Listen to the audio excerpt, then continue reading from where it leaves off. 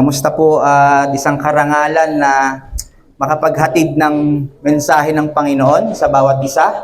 Kamusta po ang dalawang churches? At bagamat na tayo ay hindi magkakasama sa isang bubong, ay isa lang ang ating sinasamba at ito ay si Jesucristo. Napakaganda ng ating narinig na mensahe kanina. Pinakilala sa atin na si Kristo ay ang wonderful counselor, Mighty God, Everlasting Father, at Prince of Peace. Isa pong paglalarawan na kung ano ang ating sinasamba at kung sino ang ating pinananampalatayaan ngayong umaga.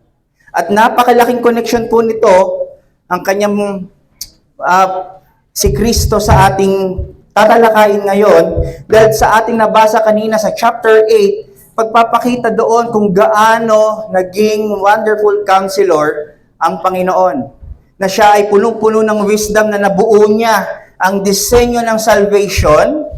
Nakita natin ng mighty God na nagpapakita na soberano, na kahit ano ang gustuhin niyang disenyo ng salvation, kung paano ito maliligtas ang isang mananampalataya, ay ginawa niya. Pagpapakita rin na everlasting ang kanyang pag-ibig. At lastly, ang implication nito sa atin ay kapayapaan. Kung meron tayong pag-ibig ng Panginoon, may kapayapaan tayo. Hindi lang peace of mind, pero tayo ay payapa na sa Ama dahil hindi na niya tayo kaaway. Pagpapakita na tayo ay kasama na niya sa kanyang pamilya. Siya ay nasa panig na natin. Kaya ngayong umaga, samahan niyo po ako dito sa ating mensahe ngayon sa Romans 8:35-39 na pag-aaral patungkol sa pag-ibig ng Panginoon, kung gaano katibay at katatag ang kaligtasan ng isang mananampalataya. Kung titignan natin sa buong chapter 8, mga kapatid, itinuturo ni Pablo dito sa lahat ng mga Kristiyano sa taga-Roma ang kanilang assurance. Kung mababasa natin sa verse 1 pa lang kanina, nakasulat na wala ng condemnation o wala ng hatol, wala ng parusa mula sa Diyos ang lahat ng nakay Kristo. At all throughout sa verses 2-30, nilatag na doon ni Pablo ang mga salvation blessings na nakuha nila sa pananampalataya kay Kristo. At dito nga sa verses 31-39, dinadala tayo ni Pablo sa concluding thoughts na pagkatapos niyang masabi ang lahat ng salvation blessings mula sa verse 2-30, na as if sila ay nasa tuktok ng bundok at nagre-reflect kung gaano kabuti at gaano karaming pagpapala ang binigay sa kanila ng mapagmahal na Ama. Nawa ito ang ating maranasan ngayong umaga.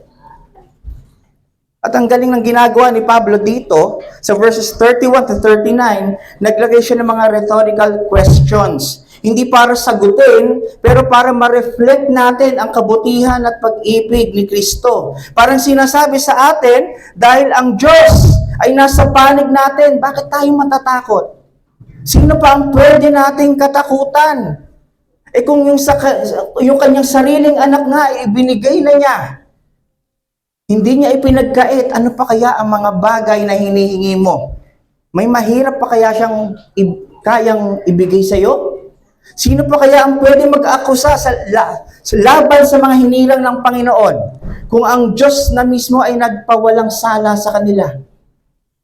At sino kaya ang pwede pang humatol ng parusa sa mga niligtas ng Diyos? Ibinigay na nga niya ang kanyang anak na si Jesucristo para mahatulan ng kamatayan na dapat ay sa atin. Na ngayon ay nasa kanang trono na ng Ama para doon ay manalangin at mamagitan para sa atin. So ang bottom line, mga kapatid, sinasagot nito ang lahat ng bagay na pwedeng bumagabag sa atin na magdadala sa pagdududa natin sa pag-ibig ng Panginoon. Sinasabi sa atin ngayon na wala na tayong dapat ikabahala dahil pinrovide niya na ang kanyang anak na si Kristo para sa atin. Na ito ang katibayan ng pag-ibig niya sa atin na sinasabi sa Romans 5:8. At nawa ito ang magbigay sa atin ng kapanatagan, comfort sa oras ng pagsubok at paghihirap. Ngayong umaga, dito sa passages natin sa verses 35 to 39, dito tayo magfo-focus. May last rhetorical questions muli na sasagutin si Pablo. At ito ang pag-aaralan natin ngayon. And let me read our passage this morning sa Tagalog. Sino ang makapaghihiwalay sa atin sa pag-ibig ni Kristo? Ang kaguluhan kaya o kapighatian? Pag-uusig o pagkagutom? Kahirapan? Panganib o kamatayan? Ayon sa nasusulat, dahil sa inyo, buong araw kaming pinapatay. Turing nila sa amin ay mga tupang kakatayin lamang. Hindi. Sa lahat ng mga ito, tayo'y lalong higit pang magtatagumpay sa pamamagitan niya na nagmamahal sa atin. Sapagkat natitiyak kung walang makapaghihiwalay sa atin sa kanyang pag-ibig, kahit ang kamatayan o ang buhay, ang mga anghel o mga pamunuan, at mga kapangyarihan, ang kasalukuyan o mga hinaharap, ang kataas-taasan o ang kalaliman, o alinmang nilalang ay hindi makapaghihiwalay sa atin.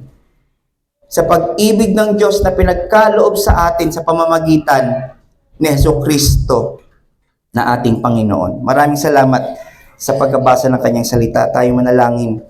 Muli, Panginoon, kami lumalapit sa iyo, dumudulog sa iyo, Panginoon. Turuan mo kami at tulungan mo kami na maunawaan ang inyong mensahe. Napakayaman po nito, Panginoon, kaya huwag niyo pong hayaan na ito ay hindi namin maunawaan, hindi pumasok sa aming puso. At nawa ito ay magdulot lalo ng appreciation namin sa kaligtasan kay Kristo at pagsamba at pasasalamat sa iyong pangalan. Maraming salamat sa pangalan ng inyong anak na si Jesus. Amen. So ngayon, mga kapatid, nakikita po ba natin yung escalation ng truth of assurance na nabasa natin, na nagko-conclude kung bakit may salvation blessings at kung gaano kasigurado ito. Dahil ito ay founded, nakaugat sa pag-ibig ng Diyos. Kung manonotice po natin bago tayo pumunta sa puntos natin, ang emphasis doon sa nabasa natin sa verses 35 to 39 ay ang pag-ibig ng Diyos. Hindi yung pag-ibig natin. Napansin po ba natin? Hindi nagmamatter ang pag-ibig mo sa Diyos. Sabi sa 1 John 4:10, hindi dahil mahal mo ang Diyos pero minamahal ka ng Diyos. So, meaning, hindi nakasentro sa iyo ang usapin na ito. Huwag mong tignan kung gaano kalalim, kasinsir ang pag-ibig mo sa Diyos. Ang tignan mo kung gaano kalawak at kalalim, kataas at ka-precious ang pag-ibig ng Diyos na na-display sa pagbigay niya kay Kristo na napako sa krus at namatay. At isa pang mapapansin natin, dito sa nabasa natin ay yung pagiging paulit-ulit ng mga salitang walang makapaghihiwalay sa atin sa pag-ibig ni Kristo. Kaya ito yung emphasis ni Paul. Sinisigurado niya sa mga Kristiyano sa taga-Roma na ang assurance nila sa pag-ibig ng Diyos ay talagang maasahan, na hindi matitinag. Pero ang tanong, bakit kaya kailangan pang i-assure ni Pablo? I-make sure na sigurado sila sa pag-ibig ni Kristo. Kasi likas sa tao na mapanghinaan, makalimutan na sigurado ang pag-ibig na ito. Likas sa tao na pag nasa sitwasyon na sila ng pagsubok, madali na nilang questionin ang pag-ibig ni Kristo. Nandiyan yung, ligtas ba talaga ako, Panginoon? Nandiyan yung, bakit nangyayari sa akin to? Mahal mo pa ba ako? And I think and I believe lahat po tayo nakaranas. Guilty po tayo dito. Nararanasan natin itong tanong na ito. Kaya hindi niya lang sinasabi sa atin ngayon, sa taga-Roma, na mahal kayo ng Panginoon. Pero sinasabi niya rin na well secured ang pag-ibig ng Diyos sa inyo at hindi kayo mahihiwalay sa pag-ibig ng iyon. Kahit pa dumanas kayo sa pagsubok, sa paghihirap, sa iyong paglakad kay Kristo, mananatili pa rin ang pag-ibig sa iyo ng Diyos. In short, ini-equip ni Paul hindi lang sa mga present suffering sa mga taga-Roma, pero pine-prepare sila sa mga future na pwede nilang pagdusahan alang-alang kay Kristo. Kaya napakahalaga na maituro ni Pablo sa kanila ito. At syempre sa atin, mga followers ni Kristo. Dahil in reality, napakadali na makonvince tayo na nawawala ang pag-ibig ng Diyos. Hindi lang mangyari, ina-expect sa atin, nagtatampo na agad tayo, at ina-accuse na natin ng Diyos na hindi siya mapagbigay. Hindi siya mapagmahal. Kaya ito ang mensahe natin ngayon, the inseparable love of God in Jesus Christ. At ito ang dapat nating panghawakan sa lahat ng mga Kristiyano at nananampalataya ngayon. Dahil sa lakad natin sa Diyos, maraming discouragements. Marami tayong madadaanang magpapahina sa akin at magkakaroon tayo ng takot at duda sa kaligtasan natin.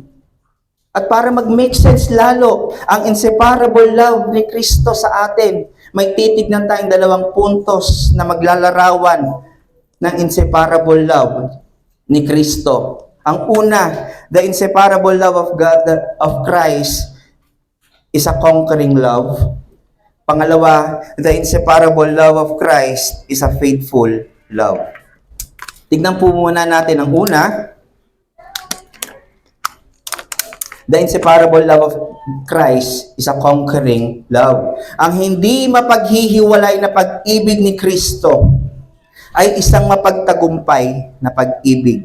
Alam niyo po, ang pag-ibig ni Kristo ay hindi para magkaroon lang tayo ng superficial feeling. Wow, napaka-special ko sa Diyos. Mahal na mahal niya ako.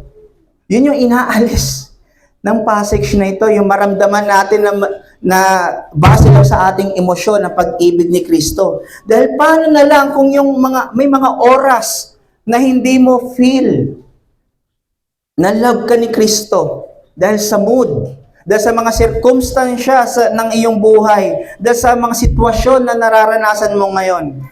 Madali kang madaya. Madali natin maisip na kasinungalingan lahat ang mga nakasulat at natutunan natin patungkol sa pag-ibig ni Kristo. Tapos magbibigay pa sa atin ng kasinungalingan si Satan. Mag-o-offer pa ang mundo ng false comfort. Madali kang mabubulagan at ang mangyayari sa iyo, maapektuhan ng paglakad mo kay Kristo. Kaya ang tinuturo sa atin ng pag-ibig ni Kristo ay hindi nakabase sa pakiramdam mo. Pero ito ay nakabase sa katotohanan ng kanyang salita na regardless sa circumstances mo, pinangahawakan mo pa rin na ikaw ay iniibig ni Kristo dahil ito ay nakasulat sa Scripture. Sabi sa verse 35, "Who shall separate us from the love of Christ?" And obviously, ang sagot, no one. Walang makakapaghiwalay sa atin sa pag-ibig niya. At nag-cite si Pablo dito ng mga bagay na pwede natin danasin as Christians. Sabi ni Tom Ascol, these are not necessary enemies, pero ito ay mga painful experiences na dulot ng fall. Ano to mga to? Sabi niya, no?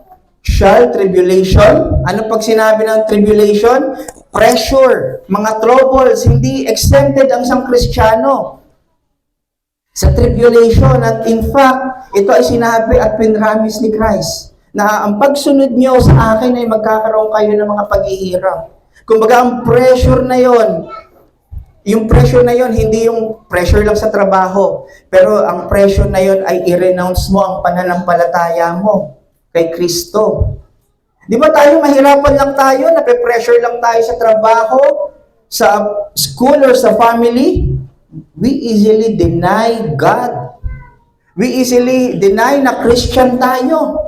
We easily deny si Kristo. Nahulog na tayo agad sa prinsipyo ng mundo at hindi na tayo depende sa katotohanan na nakasulat sa kanyang salita. Kasi may tendency ang tao mag-survive. Di ba? At all cost. Malagpasan ko lang to kahit ano gagawin ko. Yan ang prinsipyo natin eh. Kahit pa kadalasan, kapalit nito yung pagtindig mo sa katotohanan. Para makapasa ako, mangungopia ako. Para makayaman ako, sige, pipirma ako ng hindi alam ng boss. Nakikita po ba natin, pag tayo ay gumagawa ng ganito mga bagay, lalo na sa mga Kristiyano, we deny Christ. Or distress. Ano yung distress? Ito yung ginamit, same word sa narrow gate. Ibig sabihin, ito yung parang no way to escape base sa tribulation na nararanasan mo. Na parang dating, naku, makakaalis pa ba ako dito? Sa mga tribulation na to, so parang ang dating wala ka nang pupuntahan. Or persecutions. Pag persecution, ino-oppress ka. Sinasabi sa'yo na hindi lang to one time. Na every time na makikita ka, ipe-persecute ka, ito yung Kristiyano, hibang yan. Kaya ayokong kausap yan eh. Kasi puro kung ano yung mga naririnig ko sa kanyang salita. Naranasan niyo po ba yun na iniiwasan na kayo o pinagtatawanan kayo kung nasaan kayo dahil kayo ay naninindigan sa pananampalataya kay Kristo? Sabi nga sa John 15:20, if they persecuted me, sabi ni Kristo, they will also persecute you. Ano pa? Or famine, nakedness, or danger or sword. Ito yung mga normal na pwedeng danasin ng isang Kristiyano. Alang-alang kay Kristo. Magutuman ka lang, dinay na natin si Kristo. Wala ka lang bagong may isuot, dinay na natin si Kristo. Eh lalo na pag ikaw ay nasa bingit na ng kamatayan, execute ka na sa pangalan ni Kristo. Baka mag-renounce na tayo ng pananampalataya. Pero sinasabi sa atin dito sa Romans 8, mga kapatid, dahil nga may tendency, good for you kung hindi ka ganon. Pero kung tayo ay inaamin natin na mahina tayo, anuman ang mga pwede nating maranasan, sinasabi sa'yo, hindi ka madi-disconnect sa pag-ibig ni Jesus Christ. Kaya kung ine-expect mo, ang pagiging Kristiyano ay puro saya, puro sagana, ginhawa, nagkakamali ka kapatid o kaibigan. Hindi yan ang design ng Diyos sa isang Kristiyano. Ang dinedesign ng isang Kristiyano, ng Diyos sa Kristiyano ay naghihirap, nagdurusa alang-alang kay Kristo. Dumaraan sa pagsubok para sila ay linangin, i-purify ang kanilang pananampalataya at maging kawangis ni Kristo. At pinatotohanan to ni Pablo. Nag-quote siya sa Psalm 44 verses 22. Sabi, for your sake we are being killed all day long. We are regarded as sheep to be slaughtered. Ano ibig sabihin? Imagine yung mga Israelites, buong araw silang pinapatay. Yung mga time na malaman sila ay anak ng Diyos, pinapatay sila. Ang turing sa kanila ay mga tupang kakatayin lamang. Pero ang ganda kung babasahin pa natin verses chapter 44, 22 onwards, ito yung mga nakasulat. Dahil po sa inyo, buong araw kaming pinapatay. Turing nila sa amin ay mga tupang pangkatay. Gumising ka sana, Yahweh. Sa paghimlay ay gumising. Bumangon ka, kailanman wag po kaming itakwil. Kami huwag pagkubilihan. Pagtaguan ay huwag din. Ang pangamba namin hirap, huwag mo po lilimutin. Halos kami ay madurog ng bumabagsak na sa lupa at buntol ng alikabok ay lupig na nabulagtak. Bumangon ka at tumulong, kami ngayon ay iligtas. Nakita po ba natin? Sa unang tingin, parang nagre-reklamo sila. Parang in a way, parang nagagalit sila. Pero tignan niya po yung latter part ng 26. Nakatuon pa rin sila sa pag-ibig ng Diyos. Dahilan sa pag-ibig mong kailanman ay hindi kukupas. Sino yung pwede mag-isip ng ganon? Na sila ay pinapatay na, pero ang ang kanilang pag-iisip ay ang pag-ibig ng Diyos ay hindi kumukupas. Ang normal sa atin, pag meron na tayong nangyayaring trouble o mga problemang matitindi sa ating buhay, kupas na ang pag-ibig ng Diyos. Yun ang naiisip natin. Pero hindi po pala dapat ganon. Kailangan natin ma-exercise yung ating pananampalataya na nakatuon pa rin tayo palagi sa pag-ibig. Na ninanamnam natin, meditate pa rin natin kung gaano katibay ang pag-ibig ng Panginoon kahit pa nakasadlak tayo sa pagsubok. Kahit na walang solusyon sa problema, ang heart cry pa rin natin ay mabuti at nag-uumapaw pa rin ang pag-ibig ng Diyos. Ano sinasabi sa atin ng verses na to? Sinasabi na expected at natural lamang ang pangyayari nito sa isang tao. Isang ordinaryong bagay lang na sila ay katayin. Dahil ito ay deserve ng tao. Dahil lahat ay may kasalanan. Lahat ay may parusa.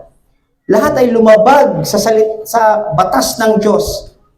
At ang penalty nito ay kamatayan. Pero gayon pa man, hindi nila naisip na malupit ang Diyos. Ang alam nila ay mabuti pa rin ang Diyos, hindi kumukupas ang kanyang pag-ibig. Na kahit sila ay dumaranas sa kamatayan, hindi nila yon itinuturing na talo sila o kalugihan. Pero isang victory o tagumpay dahil yon ay alang-alang sa Diyos. Ano sabi sa verse 37 ng Romans 8? No, in all these things we are more than conquerors through Him who loved us. Parang sinasabi sa atin nito ngayon na mangyari man ang lahat ng ito sa atin.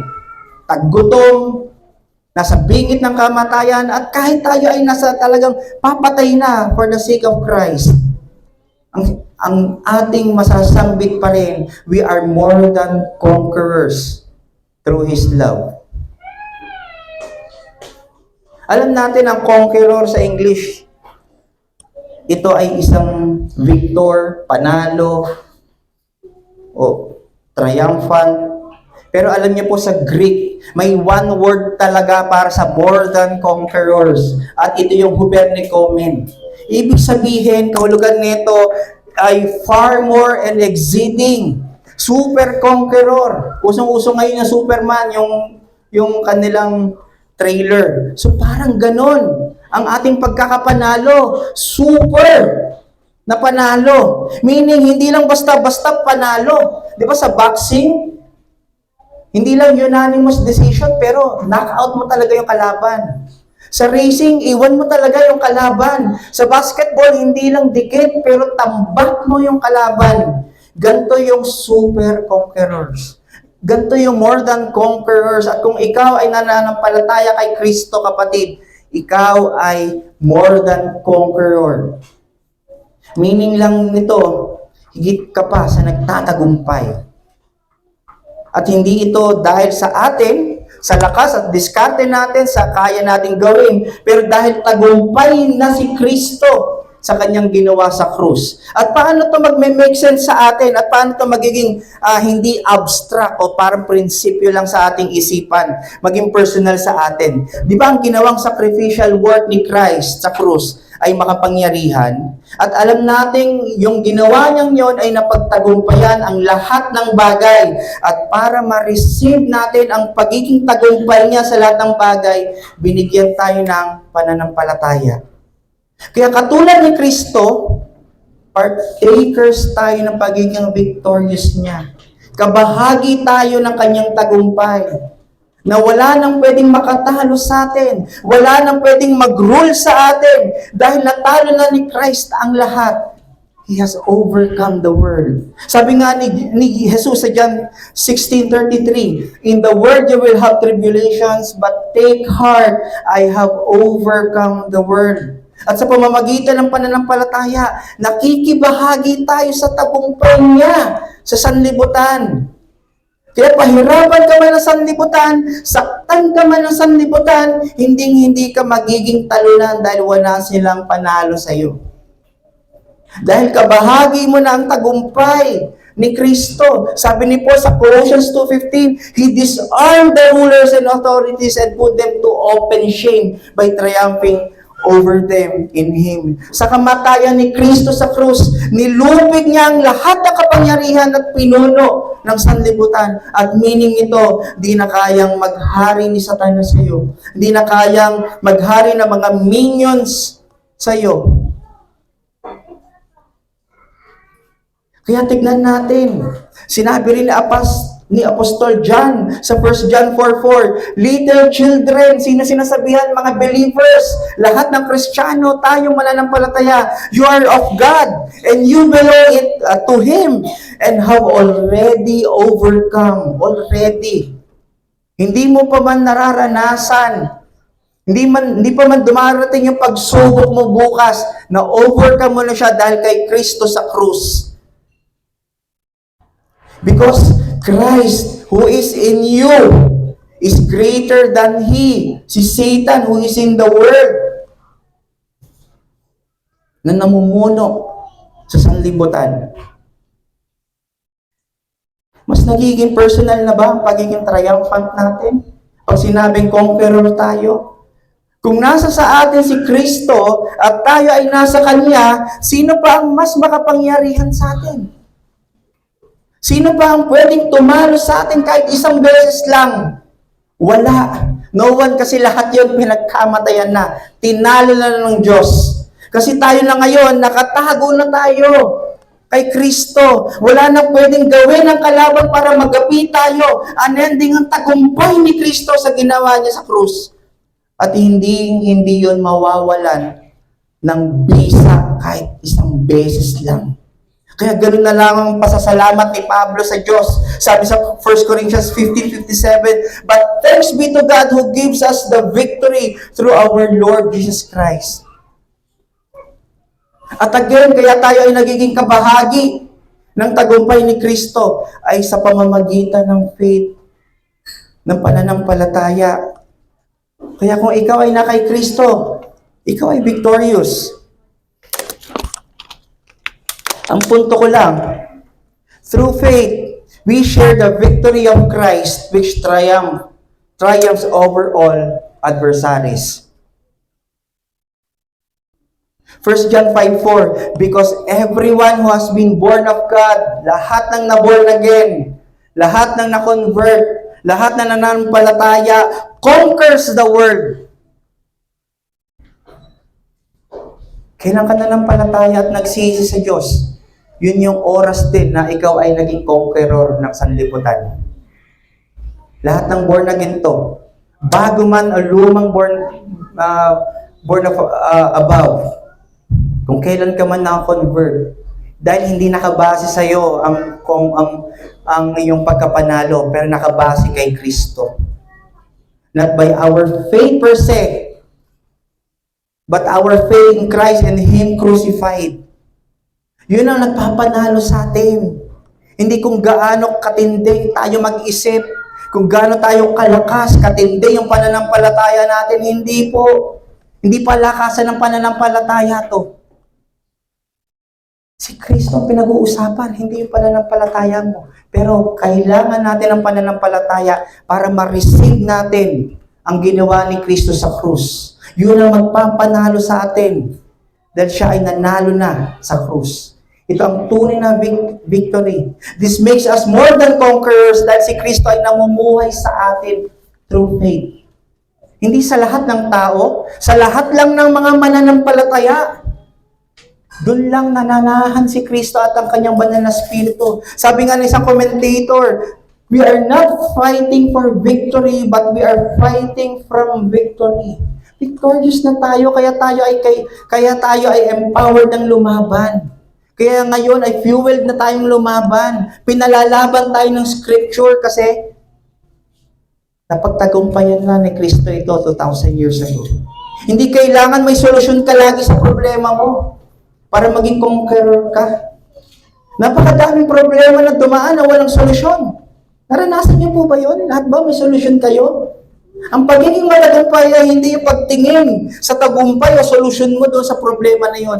Pero yung pagtingin mo sa tagumpay ni Kristo sa krus, na kahit nasa gitna ka ng panganib, nasa gitna ka ng panggigipit sa'yo, nagpapatuloy ka pa rin sa pananampalataya at pagsunod sa katotohanan kay Kristo. Na akala ng mga kaaway ay masisira kanila pero katulad ka ni Job, kahit wala na siyang natitirang ari-arian, namatay ang kanyang mga anak at kahit punong-puno na siya ng ketong sa kanyang mga katawan, nananatili pa rin siyang tapat, nananampalataya sa Diyos. At ito rin mismo ang pinangahawakan ni Pablo, dahil alam niya hindi siya exempted na makaranas ng persecutions, threat sa kanyang buhay, at bibilang lang ang ilang mga taon. Itong mismo mga isinulat niyang itong tribulation, distress, famine, persecutions at nakedness ay may experience niya.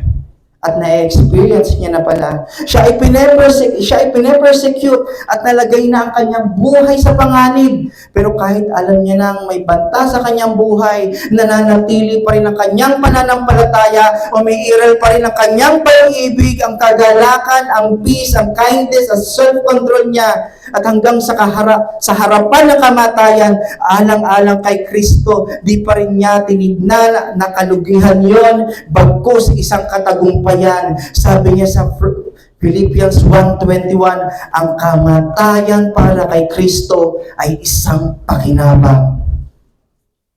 Kaya kung tayo ay mapunta sa isang pagkakataon, natitindig tayo sa pananampalataya na kahit kapalit nito ay yung ating suffering physically, momentarily na mga paghihirap, isang pakinabang na hindi mo i-deny si Kristo sa panahon na yon. Mawalan ka man ng trabaho, nakasalalay man yon sa pamilya mo, yun ay pakinabang na tindigan mo si Jesus sa mga panahon na yun. Nakita niyo po ang larawan ng tunay na conqueror, ang tunay na tagumpay, wala sa mundo na ito. Hindi mo ito mahahanap, kundi ito lamang ay nasa pag-ibig ni Kristo lamang. And your faith will never fail because it is founded by unfailing love. Hindi magfe-fail ang iyong pananampalataya dahil ang nagbigay niyan ay si Kristo. Sabi nga nitong Ascol, on my worst day as a Christian, I have more to be joyful about than Bill Gates does on his best day. Because I have Christ, I have the promises, I have redemption, I have forgiveness. Yan ang meron tayo. Hindi yung yaman na ino-offer ng mundo. Ang pag-ibig ni Kristo na nasa sa atin ngayon, sa pamamagitan ng pananampalataya, at ito ang nagtutulot sa katagumpayan natin palagi sa lahat ng area ng ating buhay. We may be facing betrayals now or sa mga future sakit at karamdaman. Ikaw ay may makakaranas ng panlolokos, sakuna, pagkalugi, pagkakawalay sa mga mahal mo, pero itong pag-ibig ni Kristo, hindi ka mawawalay dito. Dahil may tendency na pag naranasan natin ito, tayo ay manghina. Kaya lagi tayong nire-remind, we are more than conquerors dahil nasa atin ang pag-ibig ni Kristo. Hindi ka niya hahayaang matalo. Hindi hahayaan ng Diyos na lumaganap ang nilalabanan mong kasalanan sa iyong buhay.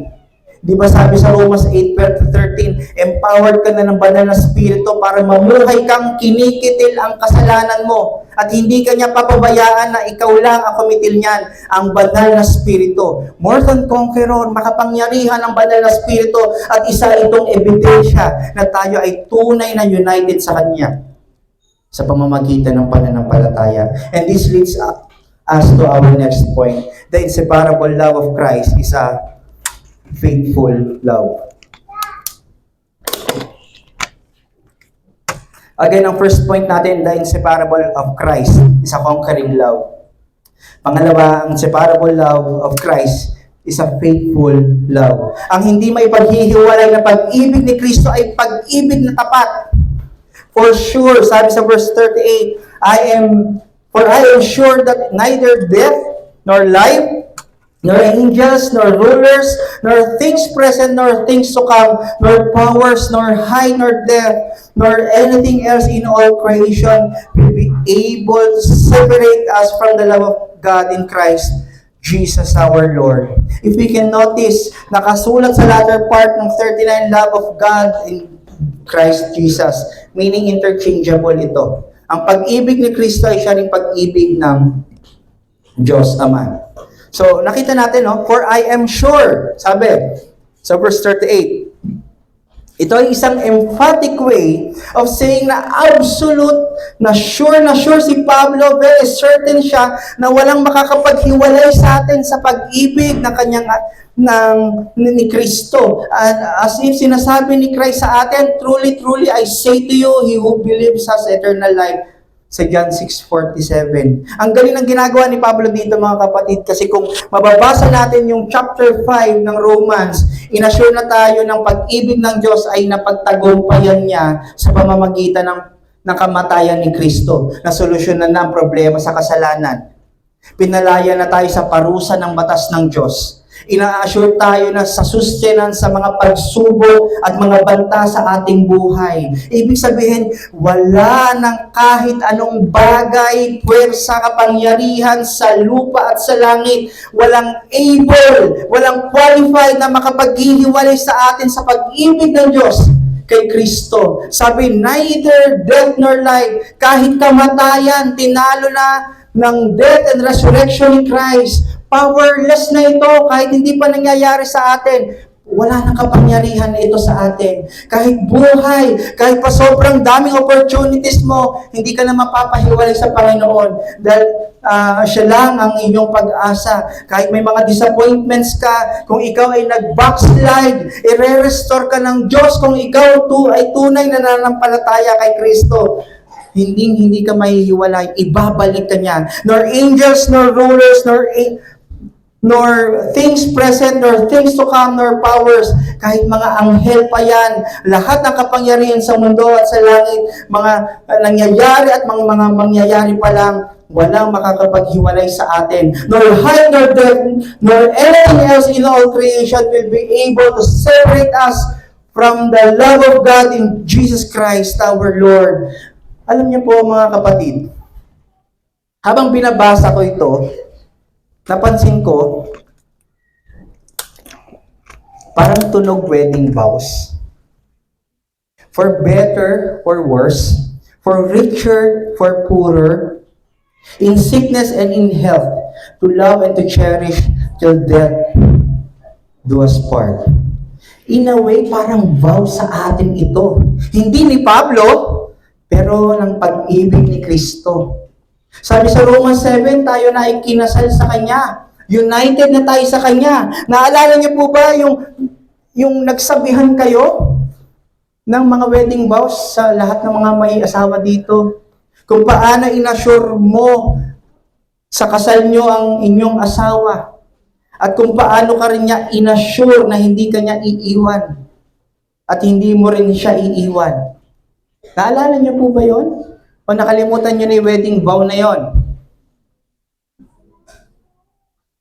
Parang ganito po ang sinasabi sa atin.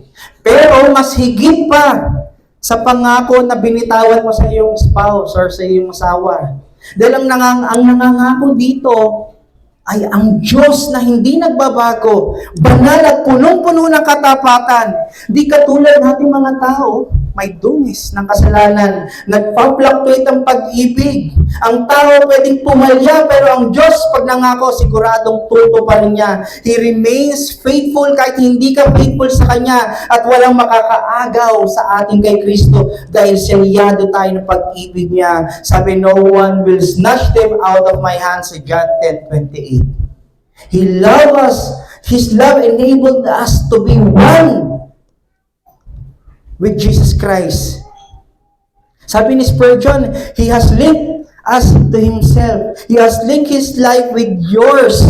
He has linked His happiness with yours. He linked His love with yours, His riches with yours. Lahat-lahat ng meron siya, ari-arian, kung ano ang siya, yun din ang pagmamay-ari mo at yun din ang mga soon to be revealed na mararanasan mo at makukuha mo pag siya ay dumating. The moment na nilagay natin ang pananampalataya kay Kristo, tayo na ikaisa niya, united na tayo sa Kanya. Iisa na tayo Kristo. Grafted na tayo kay Kristo, hindi lang sa ngayon, to eternity. Permanent, wala nang divorce. Ang pagsasama natin sa Kanya. Sabi ni Christ sa Matthew 9:6, so they are no longer two but one flesh. Sinasabi niya ito sa mga mag-asawa. Therefore, what God has joined together, let no one separate. Sino ang nag-join sa atin? Tayo ba? Ginusto ba natin ma-join sa Kanya? Ang Ama. Siya ang nag-draw sa Kanyang anak. Para tayo ay manampalataya. Maging kaisa ng Kanyang anak. So, ang lahat ng pinag-iisa sa pamamagitan ng pananampalataya, pinag-isa ng Ama sa Kanyang anak, siyang namili para maging bride ng Kanyang anak, ay hindi niya paghihiwalayin. Si David ba na nag-commit ng adultery? Nahiwalay ba kay Kristo? Hindi. Si Moses na nag-disobey sa Diyos at di nakapasok sa promised land, nahiwalay ba sa pag-ibig ni Kristo? Hindi. Si Elijah na na-depress at natakot sa threat ng kalaban, nahiwalay ba siya sa Diyos? Hindi. Si Peter na dininay si Jesus Christ, pero still, dininay niya na 3 times, pero still, di nawala ang pag-ibig ni Kristo sa kanya. Si Pablo na may thorns in the flesh, nakakagawa ng kasalanan kahit ayaw niya, nahiwalay ba siya kay Kristo? Hindi. Clarification, mga kapatid. Huwag nating isipin na nangongonsinte naman ng Diyos sa kasalanan. Sabi nga, by no means na ikaw ay mag-commit ng kasalanan kung ikaw ay na kay Kristo. Ang emphasis dito, mga kapatid, ay once na ang pag-ibig ni Kristo ay nasa sa iyo, wala nang pwedeng umagaw. Wala nang pwedeng sumira noon kahit ano pa ang iyong maging sitwasyon. Palagi kanyang hahanapin pag nawawala ka. Di ba nga sa 99 ships, 100 ships, nawawala isang tupa niya, hinanap niya. Ganto katindi yung pag-ibig ng Diyos. Sa Ephesians 3, His love surpasses all knowledge. Walang pwedeng makaunawa sa pag-ibig niya. Kung gaano katayog at kalalim. Hindi masusukat kung gaano kahaba at kalawak. Basta ang kaya lang nating maisip ay mula silangan hanggang kanluran ng kanyang pag-ibig. Boundless, limitless, infinite, never-ending to eternity. At ito ang pag-ibig na natanggap mo kay Jesus Christ. Ang punto, when God gave His Son, He willed Him to be united with us for all eternity. Pangbuong, walang hanggan. Hinandog niya ang kanyang anak para sa iyo, para sa buong walang hanggan na united ka sa kanya.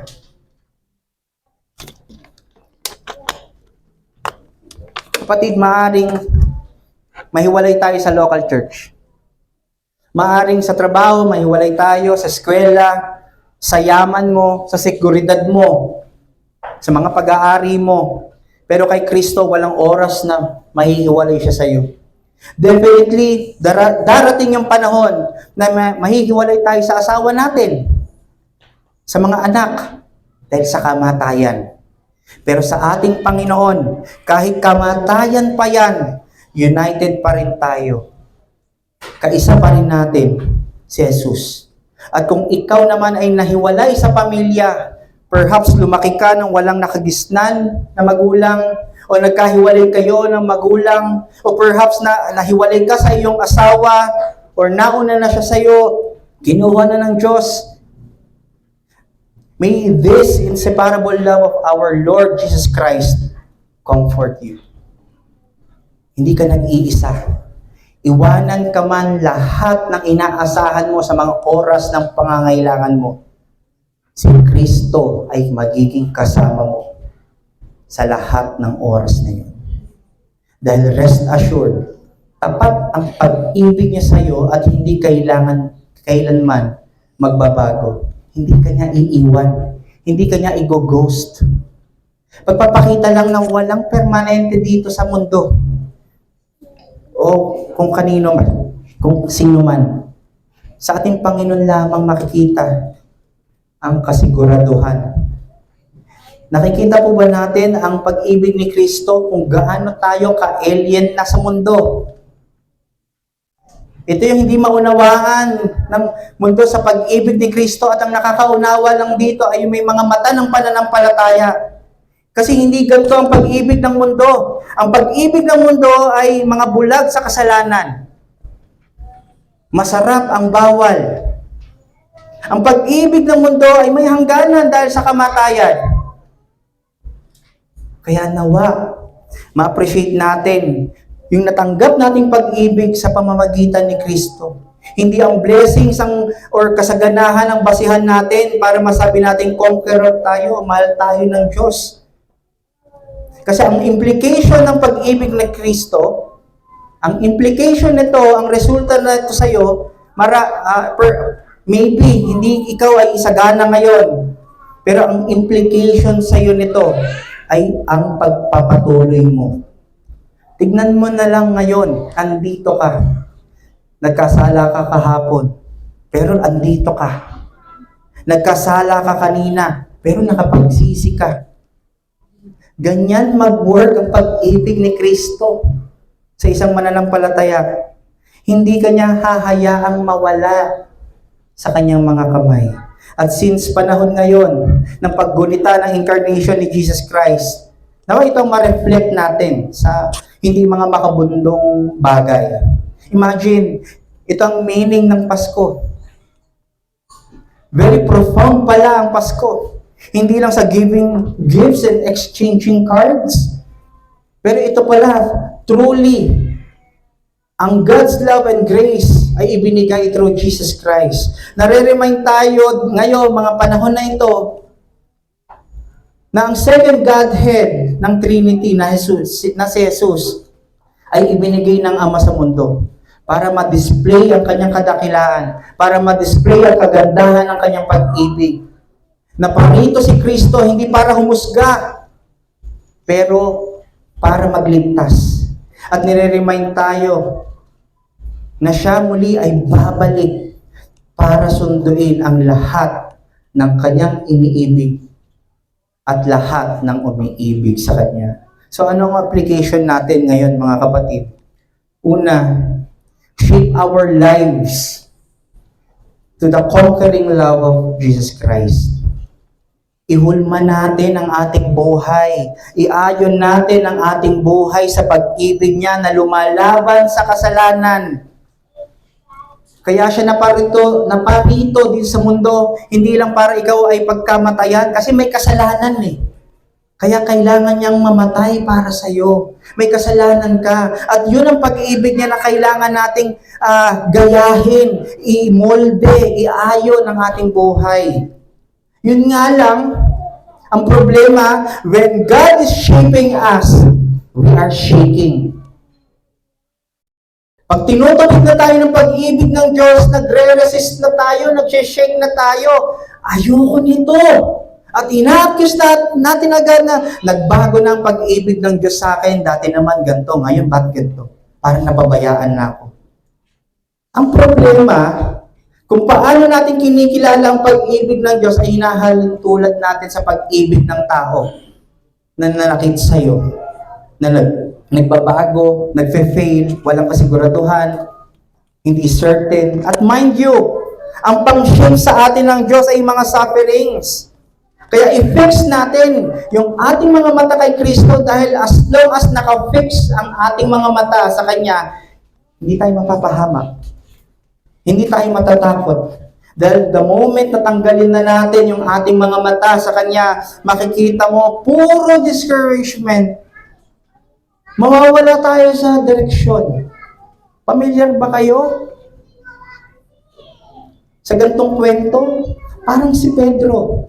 Nung nasa bangka sila, nasa dagat, nung nakatingin siya kay Jesus Christ, siya ay nakakapaglakad safely. Pero nung siya ay tumingin na sa bagyo ng hangin, sa alon ng dagat, nagsimula na siyang matakot at lumubog na siya at lumubog. Pero anong nangyari? Napasigaw siya, Lord, save me. Hindi niya masasabi yon kung wala siyang paghihirap. Kaya sabi ni Kristo, ano sabi niya? You little faith. Nagbo-work ang pag-ibig ni Kristo sa pananampalataya ni Pedro. Na-remind siya na hindi pala dapat siyang matakot. Na-remind siya na nagkamali siya na itinanggal ang kanyang mga mata kay Kristo. At ganun din tayo. Ganun tayo palagi katulad kay Pedro. Aalis tayo ng church. Dala-dala yung mga katotohanan. Pero pag nandun na tayo sa workplace natin, sa bahay natin, may mga threats na, doon na tayo makakapag-focus. Hindi na kay Kristo. Hindi na sa mga katotohanan. Magsisimula na rin tayong lumubog at manghina. Anong tinuturo sa atin dito? Look again sa pag-ibig ni Kristo. Dahil yun nagtuturo sa atin na dumepende at mamuhay according sa kanyang ginawa at hindi sa ating mga sarili. Dahil sa sufferings natin, kung tayo ay nakafocus doon, walang mangyayari. Talagang masisira at masisira tayo. Pero tignan mo ang ginawa ni Pablo, di ba, nung siya ay nagkakasala, pagdating sa verse 25 ng chapter 7, buti na lang may Kristo na magsasagip sa kanya at solusyon sa kanyang mga kasalanan. Imagine, pati yung ating mga sufferings hindi nakatuon sa atin. Hindi nakasentro sa atin. Nakasentro kung paano tayo sagipin ni Kristo, kung gaano siya katapat sa kanyang pag-ibig. At kung ito ang nasa isip mo palagi pag ikaw ay nagkakaroon ng pagsubok, nag-glorify mo ang pangalan ng Panginoon. Kaya church, we are told to have our eyes fixed in Jesus Christ. Dahil ang mga mata ni Kristo ay nakafix sa'yo. At doon niya tayo kinukonform ng kanyang pag-ibig. Or doon tayo tinatransform na maging kaparehas ng pag-ibig niya, yung pag-ibig natin.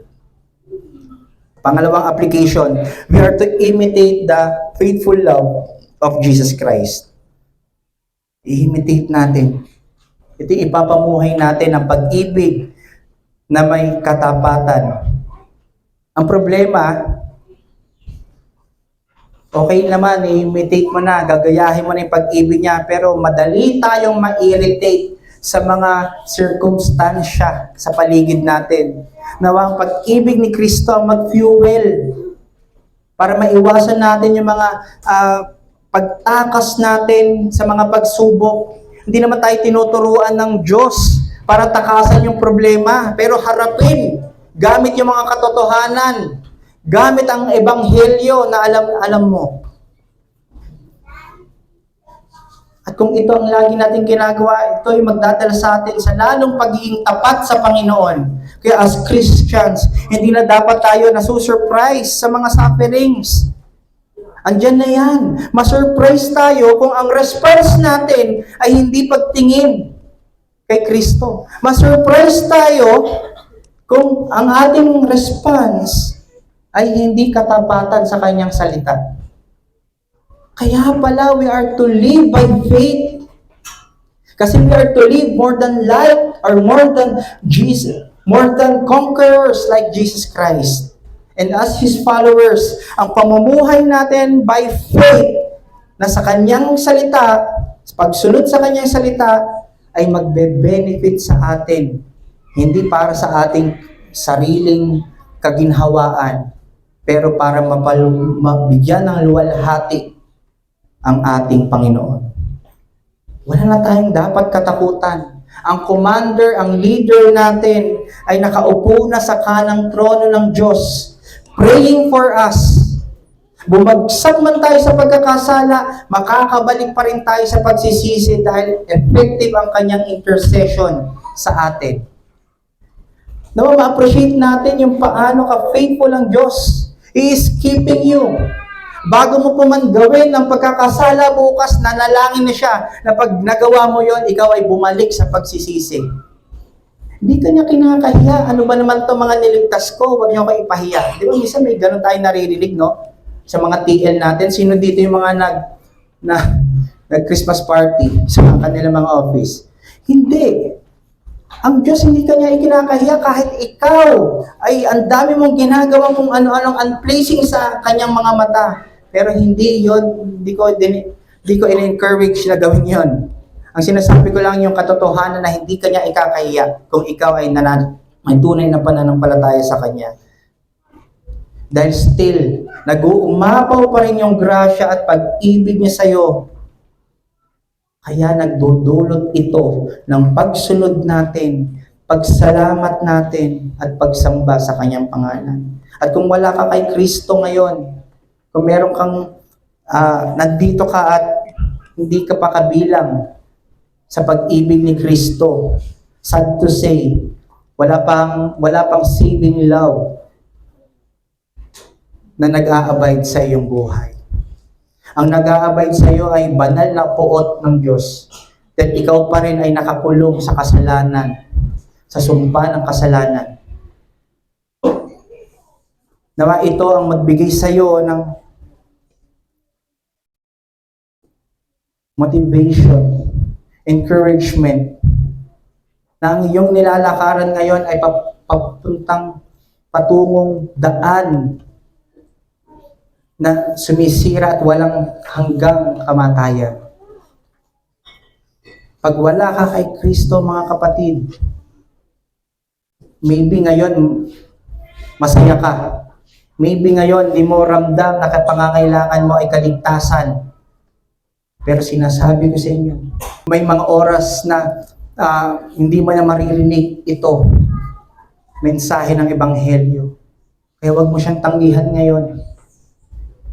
Huwag mong patigasin ang iyong puso. Panampalatayaan mo ang kanyang ginawa sa krus ng Kalbaryo.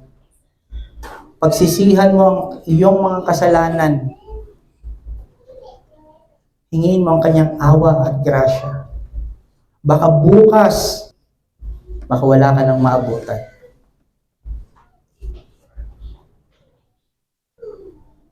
Kaibigan, kung ikaw ay nagmamatigas at alam mo kung paano ka maliligtas, bitawan mo yan at ipapahama ka niyan. Hindi yan makakaligtas sa iyo. Ang makakaligtas at makakasalba lang sa iyo at magiging katanggap-tanggap ka sa mata ng Ama ay dahil sa ginawa ni Kristo sa krus, sa Kalbaryo. Nawa, maging kaisa ka namin sa pananampalataya. Maging kaisa ka namin sa pag-ibig ni Kristo, sa pag-worship sa Kanya. We pray na kung saang church ka, na ikaw ay magpatuloy, mas lalong kilalanin mo ba ang ating Panginoong Hesukristo. Dahil doon, sabi nga, ang Kanyang pag-ibig ay hindi nagbabago kailanman. Let us pray. Tunay, Ama, na ikaw ay punong-puno ng pag-ibig. Tunay na ikaw ay tapat sa amin. Tunay na ikaw ay nagtagumpay sa lahat ng bagay. Tunay na hindi ikaw hindi mo kami i-abandon na, hindi mo kami i-forsake, hindi mo kami kalilimutan, Panginoon. Maraming salamat na pinaalala mo sa amin kung gaano katayog ang iyong pag-ibig sa amin. Kahit madalas kami ay pumapalya sa aming pag-ibig sa iyo. Kahit madalas kami ay nagde-deny na para lang sa aming comfort, para lang matugunan yung aming mga dreams or mga nadadala kami sa covetousness, nakakalimutan namin ang tunay na talagang kailangan namin. At iyon ay si Kristo. Nawa, Panginoon, ang lahat ng mga nakarinig nito ay masatisfy kay Christ. Bigyan mo kami ng contentment kay Christ sa mga panahong ito, na talamak at kaliwat kanan ang mga false comforts na ino-offer ng mundo, kaliwat kanan ng mga fiery darts ni Satan na kung aming paniniwalaan ay masisira ang aming pagkakakilala sa iyo. Nawa, Panginoon, huwag niyo pong hayaan na kami ay magkasala, na maging okay at maging lisensya lamang namin, Panginoon, ang gumawa ng mga bagay na hindi ayon sa iyong salita. Nawa makonvict kami ng katotohanan ito, hindi lang namin malaman sa aming isipan, kundi ito ay bumaba sa aming puso at may apply namin sa aming buhay, lalo na sa konteksto ng local church. Magdulot ito lalo ng mortification sa aming pagkakasala. Mas lalo namin ma-appreciate, Panginoon, ang banal na Espiritu na nagtatrabaho sa amin para kitilin ang mga kasalanan pong ito, Panginoon. At mas na-appreciate namin ang pag-intercede ni Kristo ngayon para kami ay makapagpatuloy at maging advocate sa lahat ng aming mga pagkakasala. At sa lahat mga wala pang pananampalataya, nawa, Lord, iligtas mo sila. Buksan mo ang kanilang mga puso. Tumubo ang kanilang narinig na ebanghelyo, Panginoon, sa kanilang mga puso. Nawa, ay maunawaan ang lahat ng kanilang mga narinig mula pa po kaninang unang preaching.